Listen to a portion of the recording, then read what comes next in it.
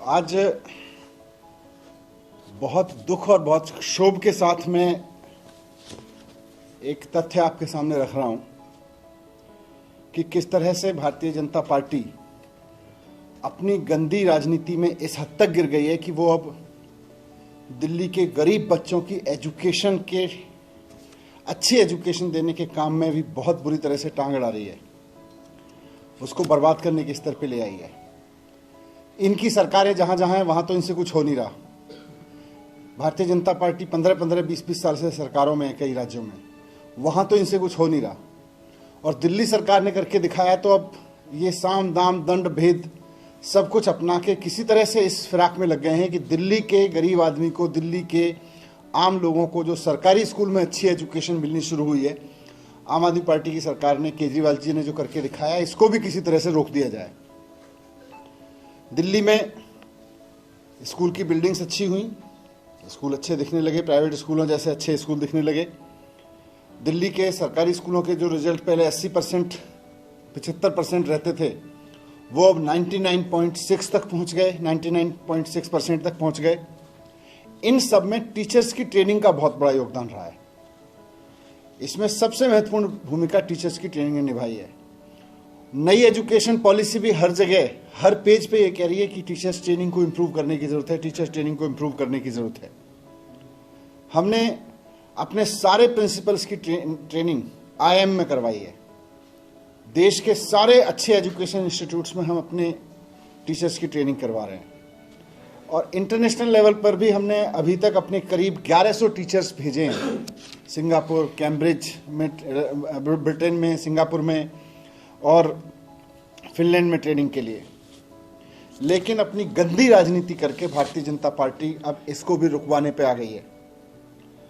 हम सब जानते हैं कि फिनलैंड पूरी दुनिया में एजुकेशन के रिफॉर्म में सबसे नंबर 1 कंट्री माना जाता है। फिनलैंड ने करके दिखाया है कि सरकारी स्कूल दुनिया के सबसे बढ़िया सरकारी स्कूल कैसे बन सकते हैं, वो उन्होंने करके दिखाया है। हम अपने टीचर्स को वहां भी भेज रहे हैं, हम अपने प्रिंसिपल्स को वहां भेज रहे हैं।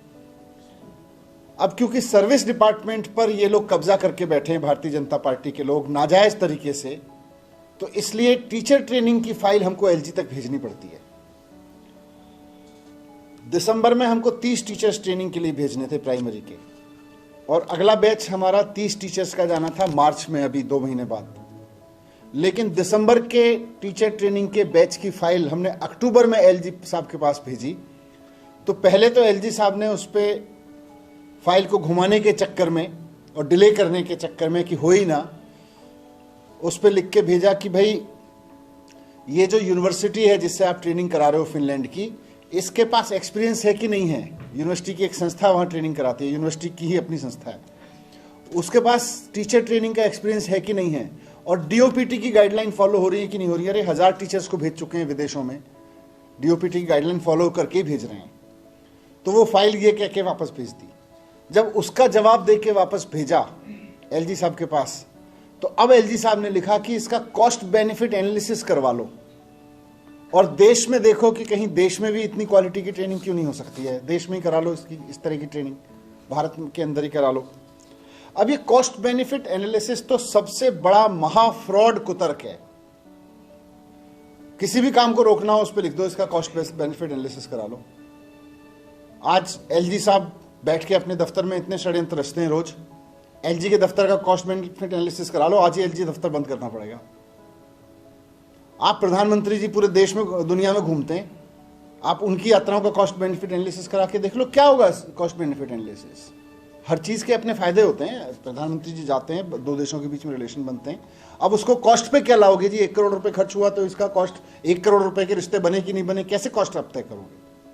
99% से ज्यादा रिजल्ट हो गए हमारे बच्चे। अब 500 बच्चे JEE में चले गए हर साल, 500 बच्चे नीट क्वालिफाई कर रहे हैं बिना कोचिंग के हर साल। प्राइवेट स्कूलों के पेरेंट्स अपने बच्चों को निकाल के गवर्नमेंट स्कूलों में ला रहे हैं। आप क्या कॉस्ट में, आप देखोगे कि जी 1 लाख रुपए खर्च हुए तो 1 लाख रुपए की कीमत क्या वसूली हुई, क्या कॉस्ट बेनिफिट एनालिसिस होता है? आपके सारे अभी वर्ल्ड इकोनॉमिक फोरम होने वाला है, प्रधानमंत्री भी जाएंगे, सारे भारतीय जनता पार्टी के CM अपने परिवारों के साथ वहां पे जाएंगे सरकारी खर्चे पे, सारे मंत्री वहां पे जाएंगे सरकारी खर्चे पे। उसका क्या कॉस्ट बेनिफिट एनालिसिस है? उसको भी कह दो कि जी वर्ल्ड इकोनॉमिक फोरम वहां पे क्यों जा रहे हो, देश में कर लो, दिल्ली में कर लो, कुछ लिख देना उस पर कुछ, economic forum, world economic forum में जाने की क्या जरूरत है, देश में ही कर लो कुछ। तो अगर आपको दुनिया के साथ चलना है, आज अपने आप को विश्व स्तरीय हमें शिक्षा देनी है अपने बच्चों को, तो अपने टीचर्स को बताना पड़ेगा कि विश्व में हो क्या रहा है, विश्व स्तरीय ट्रेनिंग दिलानी पड़ेगी। ये बीजेपी को समझ में नहीं आता क्योंकि इनका पढ़ाई लिखाई से कोई लेना देना नहीं है, लेकिन जो सरकार कर रही है उसको क्यों रोक रहे हो आप। तो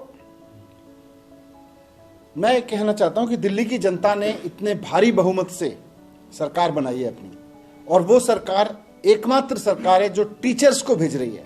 मंत्री घूमते रहते हैं, अफसर घूमते रहते हैं, पहली ऐसी सरकार है देश के इतिहास में जो टीचर्स को विदेशों में दुनिया की सबसे बढ़िया ट्रेनिंग पे भेज रही है। अब भारतीय जनता पार्टी, क्योंकि सर्विस डिपार्टमेंट उसके पास उसने नाजायज कब्जे से कर रखा है, तो उसकी फाइल पे रख के 30 टीचर्स तो दिसंबर में जाने थे, वो नहीं जाने दिए, अब अगले 30 मार्च में जाने, वो भी नहीं जाने देंगे। तो सारे स्कूल बंद ही कर दो ना फिर, अगर अच्छी शिक्षा देनी नहीं है तो मैं आपके माध्यम से एलजी साहब से हाथ जोड़ के विनती करना चाहता हूं कि आप बीजेपी के हर षड्यंत्र में साथ देते हैं, आप बीजेपी का इस षड्यंत्र में साथ मत दीजिए कि दिल्ली की एजुकेशन को बर्बाद करना है। आपने हमेशा एलजी ऑफिस का दुरुपयोग किया है, आपने असंवैधानिक रूप से हर काम में अड़चन अड़ाई है, लेकिन मैं उनसे रिक्वेस्ट करना चाहता हूं कि ये जो काम है शिक्षा का, ये बहुत पवित्र काम है, इसमें मत टांग अड़ाइए, यही मैं कहना चाहता हूं।